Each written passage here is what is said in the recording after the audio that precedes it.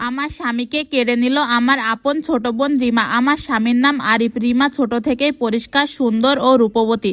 আমার গায়ের রং ছিল শ্যামলা, দেখতেও তেমন সুন্দর ছিলাম না। আমার অনেক বিয়ের সম্বন্ধ ভেঙে গেছে আমার ছোট বোনের জন্য। যখন কোনো ছেলেপক্ষ দেখতে আসতো বলতো ছোটটা হলে বিয়ে করতাম, কিন্তু আমার পরিবার আমাকে রেখে ছোট বোনকে বিয়ে দেবে না। আগে একটার পর একটা বিয়ের সম্বন্ধ ভেঙে আমার বাবা হতাশ হয়ে পড়ে। আর এবারে ছেলেটা বাবার কাছে খুব পছন্দ হয়, তাদের অনেক রিকোয়েস্ট করে আমাদের বিয়ের জন্য রাজি করায়। আমার বিয়ের সময় আমার বয়স ছিল 22 বছর আর আমার হাজবেন্ডের বয়স ছিল 26 বছর। ওনার একটা কসমেটিক্সের দোকান আছে।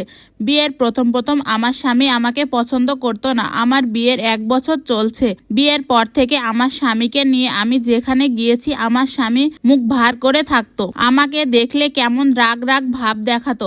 একদিন আমাকে ডেকে নিয়ে বলল, আমি তোমাকে সব ধরনের ফর্সা হওয়ার ক্রিম এনে দেব, তুমি মেখে ফর্সা হও, না হয় আমার মান সম্মান থাকবে না। আত্মীয়র বাড়ি যেখানে বেড়াতে যায় তোমার কালো চেহারা দেখে আমাকে সবাই খোঁটা দেয়। অনেক কষ্ট নিয়ে বললাম, বিয়ের সময় তাহলে না করে দিলে না কেন, বিয়ে করলে কেন?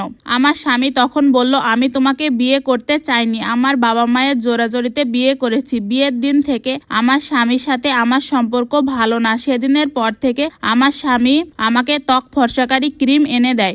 আমিও মাখা শুরু করলাম, কিন্তু কাজের কাজ হচ্ছে না। উল্টা 1 সপ্তাহ পর আমার মুখে ব্রণ উঠতে শুরু করে। ব্রণের জন্য ফেসটা আরো খারাপ দেখাচ্ছিল। তখন আমি আমার স্বামীকে বললাম, চলো একটু ডাক্তারের কাছে যাই। তখন আমার স্বামী বলল, তোকে আর 1 টাকাও দিতে পারবো না, তোর পিছনে ক্রিম আনতে অনেক টাকা খরচ করেছি, তোকে 3 বেলা খাওয়াচ্ছি পড়াচ্ছি, এটাই তো অনেক। এদিকে আমার ছোট বোন কসমেটিক কেনার জন্য প্রায় তার দুলাভাইয়ের দোকানে যেত।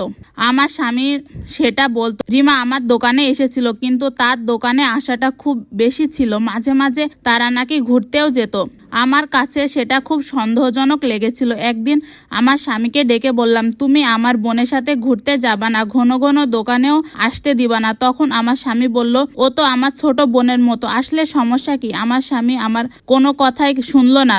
মাঝে মাঝে আমার ছোট বোনকে আমাদের বাসায়ও নিয়ে আসতো। বাসায় আনার পর আমার শাশুড়ি আমার ছোট বোনকে দেখে অনেক খুশি হতো, সুন্দর সুন্দর মিষ্টি মিষ্টি কথা বলতো, ড্রেসও কিনে দিত। অথচ বিয়ের পর আমাকে একটা বছরে মাত্র 2টা জামা দিয়েছে। ইদানিং আমার স্বামীর সাথে আমার ছোট বোনের মেলামেশা খুবই সন্দেহজনক। বিয়ের কিছুদিন পর আমার শাশুড়ি বলেছিল বাচ্চা নিতে, বাচ্চা হচ্ছিল না, দেখতে অসুন্দর, আবার বাচ্চা হচ্ছিল না। আমার শাশুড়ি বলতো, বাচ্চা হলে তোমার সাথে আরিফ আর কোনো খারাপ ব্যবহার করতে পারবে না। ইদানিং আমার শাশুড়ি অনেকটা পাল্টে গেছে। এসব ঘটনা 2 মাস পর আমার স্বামী আমাকে তালাক দিতে চায়। কারণ জানতে চাইলে আমাকে বলে, তোকে নিয়ে সমাজে মুখ দেখাতে পারছি না, তোর সাথে আর সংসার করা সম্ভব নয়। আমি আমার সংসারটা টিকিয়ে রাখতে পারিনি। আমাকে কাবিনের টাকা হাতে দিয়ে বাপের বাড়ি পাঠিয়ে দেয়। আমার ডিভোর্সের পর জানতে পারি আমার ছোট বোন আর আমার স্বামী নাকি তার 4 মাস আগেই বিয়ে করেছে, কিন্তু এসব কথা আমার বাবা মাও জানতো না।